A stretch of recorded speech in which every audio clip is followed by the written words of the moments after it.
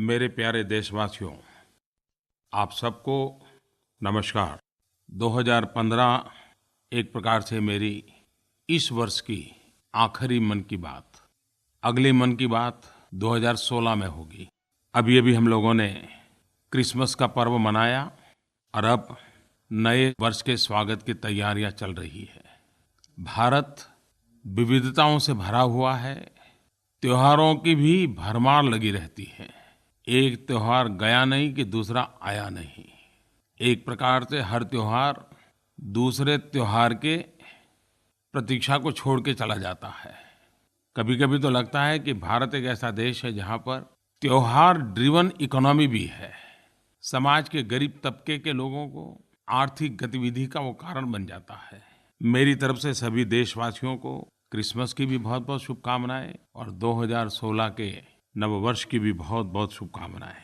2016 का वर्ष आप सभी के लिए ढेरों खुशियां लेकर के आए। नया उमंग, नया उत्साह, नया संकल्प आपको नई ऊंचाइयों पर पहुंचाए। दुनिया भी संकटों से मुक्त हो, चाहे आतंकवाद हो, चाहे ग्लोबल वार्मिंग हो, चाहे प्राकृतिक आपदाएं हो, चाहे मानव सर्जित संकट हो। मानव जात सुख चैन की जिंदगी पाए, इससे बढ़कर के खुशी क्या हो सकती है। आप तो जानते ही हैं कि मैं टेक्नोलॉजी का भरपूर प्रयोग करता रहता हूं। उससे मुझे बहुत सारी जानकारियां भी मिलती हैं। माईगोव मेरे इस पोर्टल पर मैं काफ़ी नज़र रखता हूं। पुणे से श्रीमान गणेश वी सावलेशवारकर, उन्होंने मुझे लिखा है कि ये सीजन टूरिस्ट की सीजन होती है। बहुत बड़ी मात्रा में देश विदेश के टूरिस्ट आते हैं। लोग भी क्रिसमस की छुट्टियां मनाने जाते हैं। टूरिज्म के क्षेत्र में बाकी सब सुविधाओं की तरफ तो ध्यान दिया जाता है, लेकिन उन्होंने कहा है कि जहाँ-जहाँ टूरिस्ट डेस्टिनेशन है, टूरिस्ट प्लेस है, यात्रा धाम है, प्रवास धाम है, वहाँ पर स्वच्छता के संबंध में विशेष आग्रह रखना चाहिए। हमारे पर्यटन स्थल जितने साफ सुथरे होंगे, दुनिया में भारत की छवि अच्छी बनेगी। मैं गणेश जी के विचारों का स्वागत करता हूँ और मैं गणेश जी की बात को देशवासियों को पहुँचा रहा हूँ। और वैसे भी हम अतिथि देवो भव कहते हैं, तो हमारे यहाँ तो जब अतिथि आने वाला होता तो घर में हम कितनी साज सज्जा और सफाई करते हैं। तो हमारे पर्यटन स्थल पर, टूरिस्ट डेस्टिनेशन पर, हमारी यात्रा धामों पर इस सचमुच में एक विशेष बल देने वाला काम तो है ही है। और मुझे ये भी खुशी है कि देश में स्वच्छता के संबंध में लगातार खबरें आती रहती हैं। मैं डे वन से इस विषय में मीडिया के मित्रों का तो धन्यवाद करता ही रहता हूँ, क्योंकि ऐसी छोटी-छोटी अच्छी-अच्छी चीज़ें खोज करके वो लोगों के सामने रखते हैं। अभी मैंने एक अखबार में एक चीज़ पढ़ी थी, मैं चाहूँगा कि देशवासियों को मैं बताऊँ। मध्य प्रदेश के सीहोर जिले के भोजपुरा गांव में एक बुजुर्ग कारीगर दिलीप सिंह मालविया, अब वो सामान्य कारीगर हैं जो मैसन का काम करते हैं, मजदूरी करते हैं। उन्होंने एक ऐसा अनूठा काम किया कि अखबार ने उनकी एक कथा छापी और मेरे ध्यान में आई, तो मुझे भी लगा कि मैं इस बात को आप तक पहुंचाऊं। छोटे से गांव के दिलीप सिंह मालविया, उन्होंने तय किया कि गांव में अगर कोई मटेरियल प्रोवाइड करता है तो शौचालय बनाने के लिए जो मजदूरी लगेगी वो नहीं लेंगे और वो मुफ्त में मैसन के नाते काम करते हुए शौचालय बना देंगे। भोजपुरा गांव में उन्होंने अपने परिश्रम से मजदूरी लिए बिना ये काम एक पवित्र काम है इस मान करके अब तक उन्होंने 100 शौचालयों का निर्माण कर दिया है। मैं दिलीप सिंह मालविया को हृदय से बहुत-बहुत बधाई देता हूँ, अभिनंदन देता हूँ। देश के संबंध में निराशा की बातें कहीं कभी सुनते हैं, लेकिन ऐसे कोटि-कोटि दिलीप सिंह हैं इस देश में जो अपने तरीके से कुछ न कुछ अच्छा कर रहे हैं। यही तो देश की ताकत है, यही तो देश की आशा है और यही तो बातें हैं जो देश को आगे बढ़ाती है। और तब मन की बात में दिलीप सिंह का गर्व करना, उनका गौरव करना बहुत स्वाभाविक लगता है। अनेक लोगों के अथाग प्रयास का परिणाम है कि देश बहुत तेज गति से आगे बढ़ रहा है। कदम से कदम मिला करके 125 करोड़ देशवासी एक-एक कदम खुद भी आगे बढ़ रहे हैं, देश को भी आगे बढ़ा रहे हैं। बेहतर शिक्षा, उत्तम कौशल एवं रोजगार के नित नए अवसर, चाहे नागरिकों को बीमा सुरक्षा कवर से लेकर बैंकिंग सुविधाएं पहुंचाने की बात हो, वैश्विक फलक पर ईज ऑफ डूइंग बिजनेस में सुधार, व्यापार और नए व्यवसाय करने के लिए सुविधाजनक व्यवस्थाएं उपलब्ध कराना। सामान्य परिवार के लोग जो कभी बैंक के दरवाजे तक नहीं पहुंच पाते थे, मुद्रा योजना के तहत आसान ऋण उपलब्ध करवाना। हर भारतीय को जब ये पता चलता है कि पूरा विश्व योग के प्रति आकर्षित हुआ है और दुनिया ने जब अंतर्राष्ट्रीय योग दिवस मनाया और पूरा विश्व जुड़ गया, तब हमें विश्वास पैदा हो गया कि वाह, ये तो है ना हिंदुस्तान। ये भाव जो पैदा होता है ना, ये तब होता है जब हम विराट रूप के दर्शन करते हैं। यशोदा माता और कृष्ण की वो घटना कौन भूलेगा, जब से बाल कृष्ण ने अपना मुंह खोला और पूरे ब्रह्मांड का माता यशोदा को दर्शन करा दिए, तब उनको ताकत का एहसास हुआ। योग की घटना ने भारत को वो एहसास दिलाया है। स्वच्छता की बात एक प्रकार से घर घर में गूंज रही है। नागरिकों का सहभाग भी बढ़ता चला जा रहा है। आज़ादी के इतने सालों के बाद जिस गांव में बिजली का खंभा पहुंचता होगा, शायद हम शहर में रहने वाले लोगों को या जो बिजली का उपभोग करते हैं उनको कभी अंदाज नहीं होगा कि अंधेरा छंटता है तो उत्साह और उमंग की सीमा क्या होती है।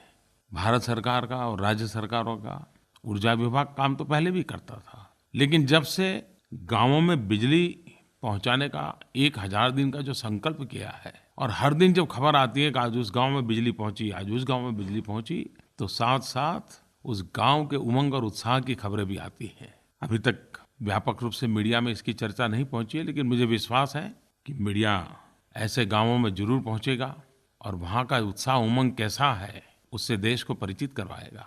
और उसके कारण सबसे बड़ा तो लाभ ये होगा कि सरकार के जो मुलाजिम इस काम को कर रहे हैं, उनको एक इतना सेटिस्फेक्शन मिलेगा, इतना आनंद मिलेगा कि उन्होंने कुछ ऐसा किया है जो किसी गांव की, किसी की जिंदगी में बदलाव लाने वाला है। किसान हो, गरीब हो, युवा हो, महिला हो, क्या इन सबको ये सारी बातें पहुंचनी चाहिए कि नहीं पहुंचनी चाहिए? पहुंचनी इसलिए नहीं चाहिए कि किस सरकार ने क्या काम किया और किस सरकार ने काम क्या नहीं किया। पहुंचनी इसलिए चाहिए कि वो अगर इस बात का हकदार है तो हक जाने न दे। उसके हक को पाने के लिए भी तो उसको जानकारी मिलनी चाहिए ना। हम सब ने कोशिश करनी चाहिए कि सही बातें, अच्छी बातें, सामान्य मानवी के काम की बातें जितने ज्यादा लोगों को पहुंचती हैं, पहुंचानी चाहिए। यह भी एक सेवा का ही काम है। मैंने अपने तरीके से भी इस काम को करने का एक छोटा सा प्रयास किया है।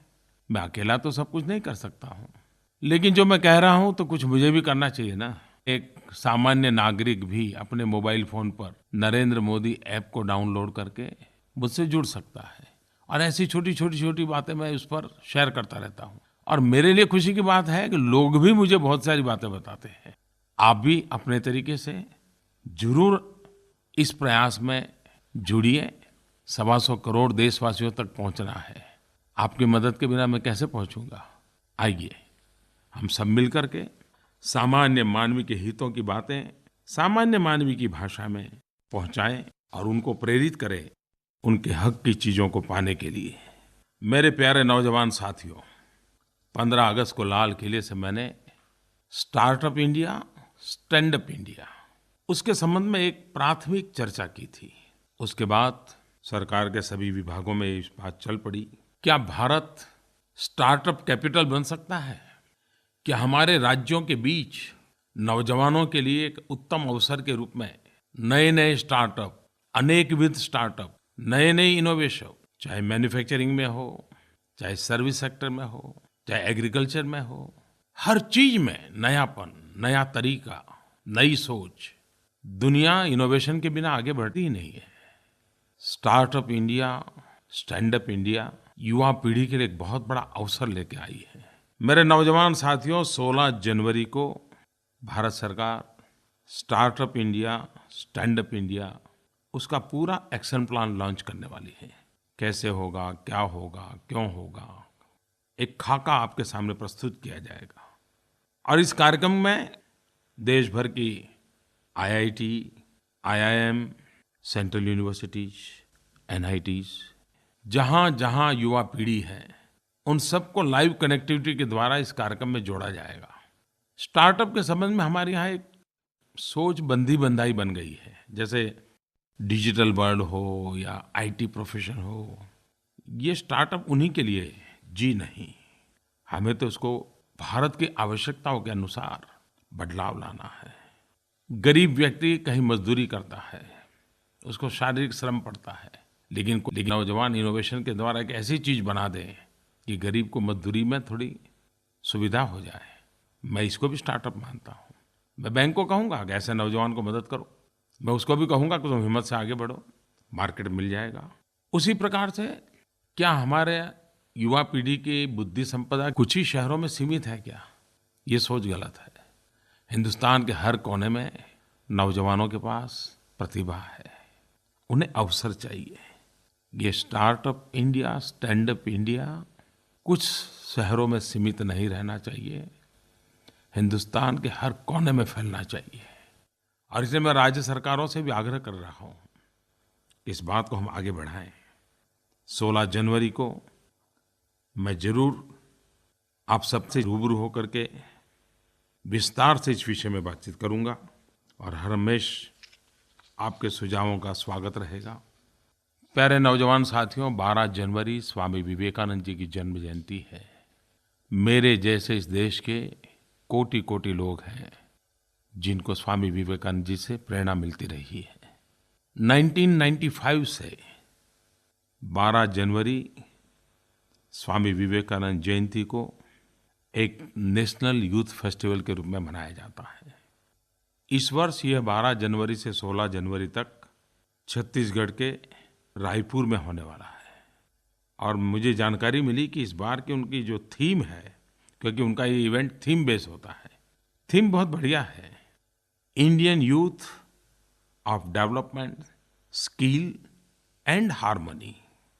मुझे बताया गया कि सभी राज्यों से, हिंदुस्तान के कोने-कोने से 10,000 से ज़्यादा युवा इकट्ठे होने वाले हैं। एक लघु भारत का दृश्य वहाँ पैदा होने वाला है, युवा भारत का दृश्य पैदा होने वाला है। एक प्रकार से सपनों की बाढ़ नज़र आने वाली है, संकल्प का एहसास होने वाला है। इस यूथ फेस्टिवल के संबंध में क्या आप मुझे अपने सुझाव दे सकते हैं? मैं खास करके युवा दोस्तों से आग्रह करता हूं कि मेरी जो नरेंद्र मोदी ऐप है, उस पर आप डायरेक्टली मुझे अपने विचार भेजिए। मैं आपके मन को जानना, समझना चाहता हूं। और जो ये नेशनल यूथ फेस्टिवल में रिफ्लेक्ट हो, मैं सरकार में उसके लिए उचित सुझाव भी दूंगा, सूचनाएं भी दूंगा। तो मैं इंतजार करूंगा दोस्तों, नरेंद्र मोदी ऐप पर यूथ फेस्टिवल के संबंध में आपके विचार जानने के लिए। अहमदाबाद, गुजरात के दिलीप चौहान, जो एक विजुअली चैलेंज टीचर है, उन्होंने अपने स्कूल में एक्सेसिबल इंडिया डे उसको मनाया। उन्होंने मुझे फ़ोन करके अपनी भावनाएं व्यक्त की हैं। Sir, we celebrated Accessible India campaign in my school. I'm a visually challenged teacher and I addressed the 2,000 children on the issue of disability and how we can spread awareness and help differently able people, and students' response was fantastic. We enjoyed in the school and students were inspired and motivated to help the disabled people in the society. I think it was a great initiative by you. Dilip ji, आपका बहुत बहुत धन्यवाद। और आप तो स्वयं इस क्षेत्र में काम कर रहे हैं, आप भली भांति इन बातों को समझते हैं और आपने तो बहुत सारी कठिनाइयां भी झेली होगी। कभी-कभी समाज में इस प्रकार के किसी व्यक्ति से मिलने का अवसर आता है तो हमारे मन में ढेर सारे विचार आते हैं। हमारी सोच के अनुसार हम उसे देखने का अपना नज़रिया भी व्यक्त करते हैं। कई लोग होते हैं जो हादसे के शिकार होने के कारण अपना कई अंग गंवा देते हैं। कुछ लोग होते हैं कि जन्मजात ही कोई क्षति रह जाती है।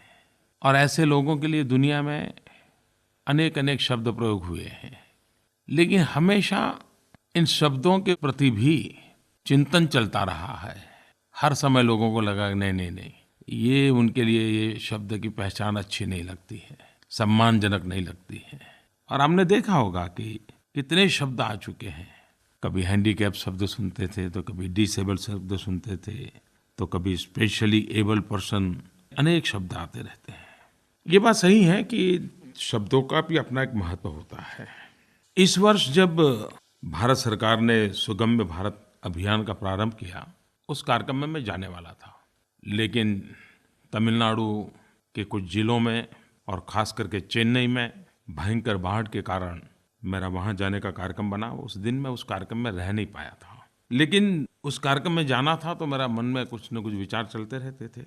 तो उस समय मेरे मन में विचार आया था कि परमात्मा ने जिसको शरीर में कोई कमी दी है, कोई क्षति दी है, एक आध अंग ठीक से काम नहीं कर रहा है, हम उसे विकलांग कहते हैं और विकलांग के रूप में जानते हैं। लेकिन कभी-कभी उनके परिचय में आते हैं तो पता चलता है कि हमें आँखों से उसकी एक कमी दिखती है, लेकिन ईश्वर ने उसको कोई एक्स्ट्रा पावर दिया होता है। एक अलग शक्ति का उसके अंदर परमात्मा ने निरूपण किया होता है, जो अपनी आँखों से हम नहीं देख पाते हैं। लेकिन जब उसे देखते हैं, काम करते हैं, उस अपने काबिलियत की ओर तो ध्यान जाता है, अरे वाह! ये कैसे करता है? तो फिर मेरे मन में विचार आया कि आँख से तो हमें लगता है कि शायद वो विकलांग है, लेकिन अनुभव से लगता है कि उसके पास कोई एक्स्ट्रा पावर, अतिरिक्त शक्ति है।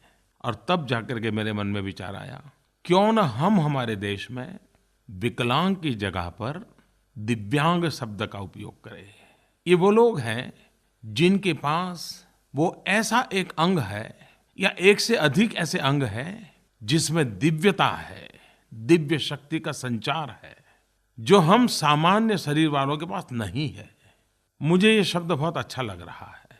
क्या मेरे देशवासी, हम आदतन विकलांग की जगह पर दिव्यांग शब्द को प्रचलित कर सकते हैं क्या? मैं आशा करता हूं कि इस बात को आप आगे बढ़ाएंगे। उस दिन हमने सुगम्य भारत अभियान की शुरुआत की है। इसके तहत हम फिजिकल और वर्चुअल दोनों तरह के इंफ्रास्ट्रक्चर में सुधार कर उन्हें दिव्यांग लोगों के लिए सुगम्य बनाएंगे।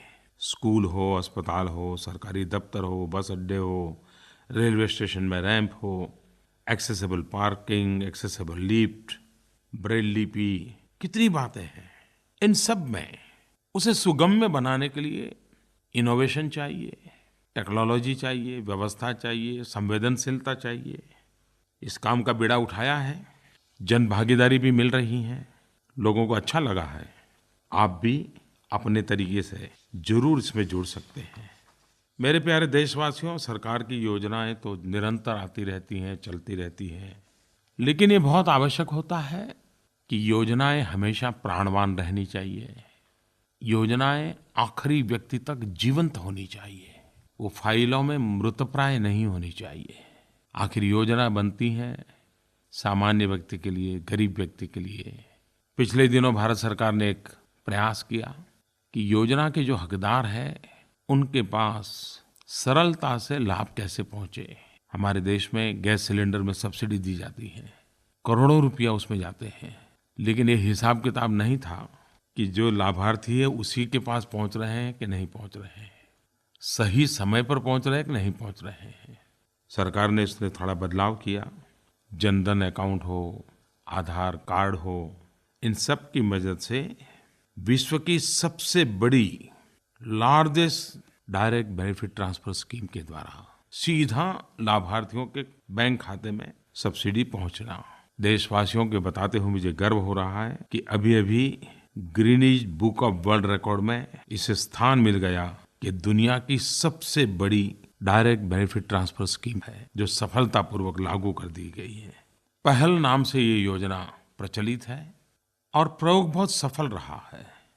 नवंबर अंत तक करीब-करीब 15 करोड़ एलपीजी उपभोक्ता पहल योजना के लाभार्थी बन चुके हैं। 15 करोड़ लोगों के खाते में, बैंक अकाउंट में सरकारी पैसे सीधे जाने लगे हैं। न कोई बिचौलिया, न कोई सिफारिश की जरूरत, न कोई भ्रष्टाचार की संभावना। एक तरफ आधार कार्ड का अभियान, दूसरी तरफ जनधन अकाउंट खोलना, तीसरी तरफ राज्य सरकार और भारत सरकार मिलकर के लाभार्थियों की सूची तैयार करना, उनको आधार से और अकाउंट से जोड़ना, ये सिलसिला चल रहा है। इन दिनों तो मनरेगा, जो कि गांव में रोजगार का अवसर देता है, वो मनरेगा के पैसे बहुत शिकायतें आती थी। कई स्थानों पर अब वो सीधा पैसा उस मजदूरी करने वाले व्यक्ति के खाते में जमा होने लगे हैं। स्टूडेंट्स को स्कॉलरशिप में भी कई कठिनाइयां होती थी, शिकायतें भी आती थी, उनमें भी अब प्रारंभ कर दिया है, धीरे धीरे आगे बढ़ाएंगे। अब तक करीब-करीब 40,000 करोड़ रुपया सीधा ही लाभार्थी के खाते में जाने लगे हैं, अलग अलग योजनाओं के माध्यम से। एक मोटा मोटा मेरा अंदाज है करीब-करीब 35 से 40 योजनाएं अब सीधे सीधी डायरेक्ट बेनिफिट ट्रांसफर के अंदर समाहित की जा रही है।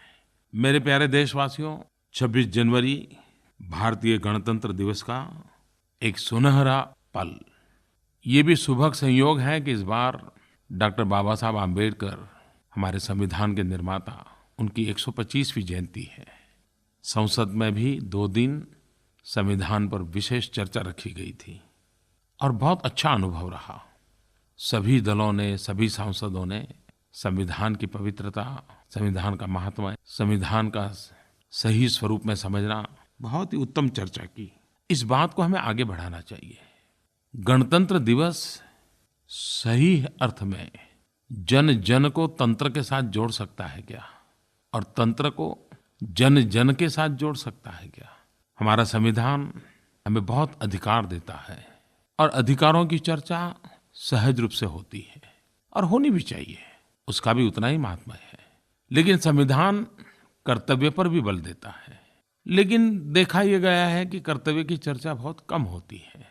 ज़्यादा से ज़्यादा जब चुनाव होते हैं तो चारों तरफ एडवर्टाइजमेंट होते हैं, दीवारों पर लिखा जाता है, होर्डिंग लगाए जाते हैं कि मतदान करना हमारा पवित्र कर्तव्य है।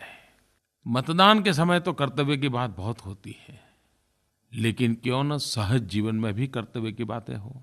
जब इस वर्ष हम बाबा साहब आम्बेडकर की 125वीं जयंती मना रहे हैं, तो क्या हम 26 जनवरी को निमित्त बना करके स्कूलों में, कॉलेजेस में, अपने गांवों में, अपने शहर में, भिन्न-भिन्न सोसाइटीज में, संगठनों में कर्तव्य, इसी विषय पर निबंध स्पर्धा, काव्य स्पर्धा, वक्तृत्व स्पर्धा, ये कर सकते हैं क्या? अगर 125 करोड़ देशवासी कर्तव्य भाव से एक के बाद एक कदम उठाते चले जाएं, तो कितना बड़ा इतिहास बन सकता है। लेकिन चर्चा से शुरू तो करें। मेरे मन में एक विचार आता है, अगर आप मुझे 26 जनवरी के पहले ड्यूटी, कर्तव्य, अपनी भाषा में, अपनी भाषा के उपरांत अगर आपको हिंदी में लिखना है तो हिंदी, अंग्रेजी में लिखना है तो अंग्रेजी में, कर्तव्य पर काव्य रचनाएं हो, कर्तव्य पर ऐसे राइटिंग हो, निबंध लिखें, आप मुझे भेज सकते हैं क्या? मैं आपके विचारों को जानना चाहता हूँ। माईगोव मेरे इस पोर्टल पर भेजिए और मैं जरूर चाहूँगा कि मेरे देश की युवा पीढ़ी कर्तव्य के संबंध में क्या सोचती है। एक छोटा सा सुझाव देने का मन करता है। 26 जनवरी जब हम गणतंत्र दिवस मनाते हैं, क्या हम नागरिकों के द्वारा, स्कूल कॉलेज के बालकों के द्वारा हमारे शहर में जितनी भी महापुरुषों की प्रतिमाएं हैं, स्टैच्यू लगे हैं, उसकी सफाई, उस परिसर की सफाई, उत्तम से उत्तम स्वच्छता, उत्तम से उत्तम सुशोभन 26 जनवरी निमित्त कर सकते हैं क्या? और ये मैं सरकारी राह पर नहीं कह रहा हूँ, नागरिकों के द्वारा। जिन महापुरुषों का स्टैच्यू लगाने के लिए हम इतने इमोशनल होते हैं, लेकिन बाद में उसको संभालने में हम इतने ही उदासीन होते हैं, समाज के नाते, देश के नाते, क्या ये हम अपना सहज स्वभाव बना सकते हैं क्या? इस 26 जनवरी को हम सब मिलकर प्रयास करें कि ऐसी महापुरुषों की प्रतिमाओं का सम्मान, वहाँ सफाई, परिसर की सफाई, और ये सब जनता जनार्दन द्वारा, नागरिकों द्वारा सहज रूप से हो। प्यारे देशवासियों, फिर एक बार नव वर्ष की 2016 की ढेर सारी शुभकामनाएं। बहुत बहुत धन्यवाद।